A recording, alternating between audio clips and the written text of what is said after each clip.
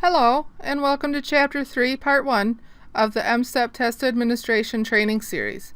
I am Phoebe Ghost, the M-STEP Test Administration and Reporting Consultant. In this presentation, I will be discussing the handling of materials after testing, return of materials for paper-pencil materials, and reporting. In Part 2 of the after testing portion of this training, I will cover the accountable students and test verification process. I will begin this presentation by discussing the appropriate handling of secure and non-secure materials after testing. Next, I will cover the packaging and return of materials for schools with paper-pencil materials. I will end by discussing preliminary reports availability and final reports. In this section, I will review the appropriate ways to handle test materials after testing. Some secure materials must be destroyed after testing. There are secure materials that need to be securely destroyed for both online and paper-pencil testing. In online testing, secure materials include test tickets and rosters, and all scratch paper and graph paper used. For paper-pencil testing, all used scratch paper and graph paper must be securely destroyed. First language glossaries used for math and unused science and social studies answer documents must also be securely destroyed. This table is on page 78 of the M-STEP Test Administration Manual. It lists which secure materials should be returned to the M-STEP contractor, what schools should keep, and what schools must destroy. Page 78 describes how to process secure test materials, and page 79 describes how to process non-secure test materials.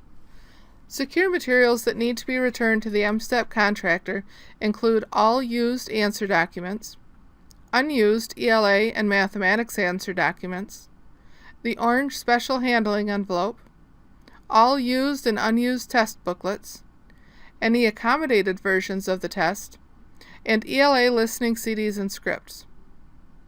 Items to be securely destroyed, as discussed on the previous slide, are also listed here. You will find the second page of this table on page 79 of the M-STEP Test Administration Manual. This page describes how to process non-secure test materials. Unused science and social studies answer documents and unused orange special handling envelopes are again listed here and must be securely destroyed. To be stored at the district for 3 years are the signed OEAA security compliance forms and seating charts. Schools or districts can determine how to handle test administration manuals and directions. This diagram is on page 11 of the M-STEP Test Administration Manual. It shows the deadlines for the return of materials for each test window. The grades 5, 8, and 11 final date to ship without penalty and inclusion in answer document verification is May 2, 2018. There is the possibility of late fees if shipped after May 2, but be sure to note that materials will not be scored if they are shipped after May 17. Also listed are the deadlines for grades 3, 4, 6, and 7. You will want to be sure to ship by May 23 to avoid incurring any fees and for inclusion in answer document verification. Again, there is the possibility of late fees and processing fees if they are shipped after that date, according to this diagram, but be sure to note that materials will not be scored if shipped after June 7 for grades 3, 4, 6, and 7. This diagram is on page 85 of the M-STEP Test Administration Manual. It details how to pack scorable materials in the scorable materials box for return of materials. If used, the orange special handling envelope is placed on top. Next are materials which must be packed in grade level order, with the social studies tests placed on top when applicable, followed by ELA and then math, and the science field test last. Be sure to refer to the Test Administration Manual instructions on pages 78 to 85 to ensure correct packing of materials. And always note, barcode labels are required on all used answer documents. In this section, I will discuss the preliminary and final reports. The preliminary reports are currently available and will remain available until final reports are released. They are accessed through the Secure site by selecting the Reports dropdown and then selecting Dynamic Score Reports.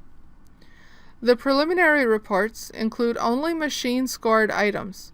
They do not include any hand-scored items. And it is also important to remember that preliminary data is for school use only and may not be shared with the public. Schools must treat this as embargoed data. The science field test is not included on preliminary reports. The results of the field test will be reported on an aggregate report when final reports are released.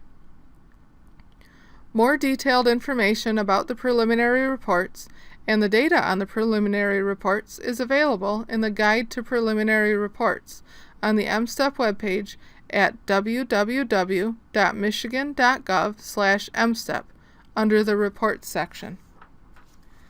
This is an example of the preliminary report. The preliminary scale score is plotted as below or above benchmark. Proficiency designations, that is, not proficient, partially proficient, proficient, and advanced, are not available until the final score reports. Math and ELA claim performance indicators are included on the reports, again, based on preliminary data. Social studies raw scores, points earned out of points possible, are reported based on machine-scored items. Preliminary reports remain available until final reports are released. Final reports will be available in mid to late August. Be sure to watch the Spotlight for details. If you do not currently receive the Spotlight in your email each Thursday, go to the MSTEP webpage at www.michigan.gov/MSTEP and scroll down to the Spotlight icon to sign up. The Answer Documents Received and Not Tested windows will come up after testing is over.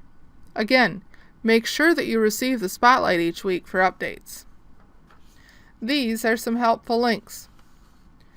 Best Practices MSDS Reporting Guide for Trouble-Free Accountability Data, Secure Site Training, the Secure Site link, and the MSTEP webpage link.